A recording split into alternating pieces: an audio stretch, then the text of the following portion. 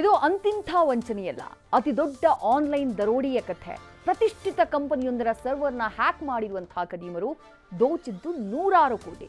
ಮಾಯಾವಿ ಮೋಸಗಾರರ ಕೈಚಳಕಕ್ಕೆ ಪೊಲೀಸರೇ ಬೆಚ್ಚಿ ಬಿದ್ದಿದ್ದಾರೆ. ಇದು ಕರ್ನಾಟಕದಲ್ಲೇ ನಡೆದಿರೋ ಅತಿ ದೊಡ್ಡ ಸೈಬರ್ ಕ್ರೈಮ್.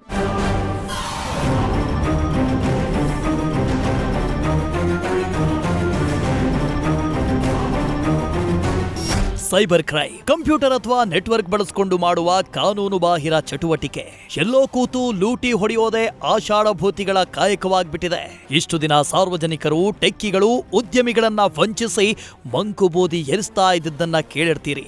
ಇದೀಗ ಸೈಬರ್ ಖದೀಮರು ಒಂದು ಪ್ರತಿಷ್ಠಿತ ಕಂಪನಿಯೊಂದಕ್ಕೆ ವಂಚನೆ ಮಾಡಿದ್ದು ಕೋಟಿ ಕೋಟಿ ಹಣ.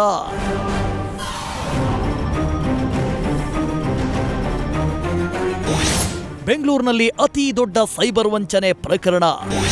ನೆಬಿಲೋ ಟೆಕ್ನಾಲಜೀಸ್ ಕಂಪನಿಗೆ 384 ಕೋಟಿ ವಂಚನೆ.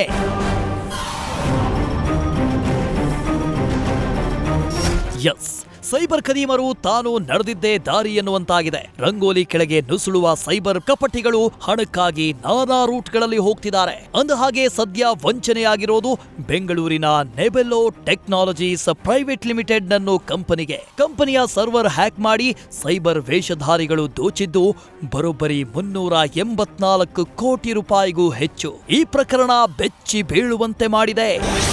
ಬೆಂಗಳೂರಿನಲ್ಲಿರುವ Neblio technologies private limited company cryptocurrency exchange ಮಾಡುವ ಪ್ಲಾಟ್ಫಾರ್ಮ್ ಕಂಪನಿಯಾಗಿ ಕೆಲಸ ಮಾಡ್ತಾ ಇದೆ. ದೇಶದಲ್ಲೇ ಪ್ರತಿಷ್ಠಿತ ಕ್ರಿಪ್ಟೋ ಕರೆನ್ಸಿ ಕಂಪನಿಯಾಗಿ ಹೆಸರು ಮಾಡಿದೆ. ಆದರೆ ಈ ಕಂಪನಿ ವ್ಯಾಲೆಟ್ನಿಂದ ಬೇರೆ ವ್ಯಾಲೆಟ್ಗೆ ಒಂದು USDT ವರ್ಗಾವಣೆ ಮಾಡಿದ್ದು ಬೆಳಗ್ಗಿನ ಜಾವ 2:37 ಸಮಯದಲ್ಲಿ ಟ್ರಾನ್ಸ್ಫರ್ ಆಗಿದ್ದು ಬೆಳಗ್ಗೆ 9:45ಕ್ಕೆ ಮತ್ತೆ ಸರ್ವರ್ಗೆ ಎಂಟ್ರಿಯಾಗಿ ವಂಚನೆ ಎಸಗಿದ್ದಾರೆ. ಕಂಪನಿಯ ಸರ್ವರ್ಗೆ ಎಂಟ್ರಿಯಾಗಿ 384 ಕೋಟಿ ವರ್ಗಾವಣೆ ಮಾಡಿಕೊಳ್ಳಲಾಗಿದೆ. ಕಂಪನಿಯ ಆಂತರಿಕ ತನಿಖೆಯಲ್ಲಿ ವಂಚನೆಯ ಕಥೆ ಬಯಲಾಗಿದೆ.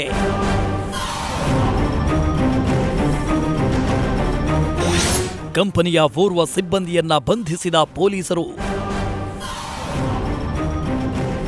ಘಟನೆ ಸಂಬಂಧ ವೈಟ್ಫೀಲ್ಡ್ ಸೈಬರ್ ಕ್ರೈಮ್ ಠಾಣೆಯಲ್ಲಿ ಕೇಸ್ ದಾಖಲಾಗಿದೆ. ಸದ್ಯ ಪೊಲೀಸರು ಕಂಪನಿಯ ಸಿಬ್ಬಂದಿ ರಾಹುಲ್ ಅಗರ್ವಾಲ್ ನನ್ನ ಬಂಧಿಸಿ ವಿಚಾರಣೆ ನಡೆಸುತ್ತಿದ್ದಾರೆ. ನೆಬಿಲೋ ಕಂಪನಿಯ ನೌಕರ Rahul Agarwal part time worker ಆಗಿದ್ದು ಕೆಲಸ ಮಾಡಿ 10 ಲಕ್ಷ ಹಣ ಪಡೆದಿದ್ದ. ರಾಹುಲ್ ಕೆಲಸ ಮಾಡುವ ವೇಳೆಯೇ ಹ್ಯಾಕ್ ಮಾಡಿದ್ದ ಸೈಬರ್ ವಂಚಕರು ಕಂಪನಿಯ ಸರ್ವರ್ಗೆ ಎಂಟ್ರಿ ಕೊಟ್ಟಿದ್ರು. ಸರ್ವರ್ ಹ್ಯಾಕ್ ಮಾಡಿ $44 ಮಿಲಿಯನ್ ಅಮೆರಿಕನ್ ವಂಚಿಸಿದ್ದಾರೆ. ಭಾರತದಲ್ಲೇ ಪ್ರತಿಷ್ಠಿತ ಕ್ರಿಪ್ಟೋ ಕರೆನ್ಸಿ ಕಂಪನಿಯಾಗಿರುವ ನೆಬಿಲೋ ಟೆಕ್ನಾಲಜೀಸ್ಗೆ 384 ಕೋಟಿ ರೂಪಾಯಿ ನಷ್ಟ ಆಗಿದೆ. ಅತಿ ದೊಡ್ಡ ಸೈಬರ್ ವಂಚನೆ ಇದಾಗಿದ್ದು ಸೈಬರ್ ಗೋಮುಖ ವ್ಯಾಘ್ರಗಳಿಗೆ ಕಡಿವಾಣ ಹಾಕದಿದ್ರೆ ಮುಂದೆ ಇದಕ್ಕಿಂತ ದೊಡ್ಡ ವಂಚನೆ ನಡೆಯೋದ್ರಲ್ಲಿ ಅನುಮಾನವೇ ಇಲ್ಲ. Chandrashekhar, crime bureau, news first.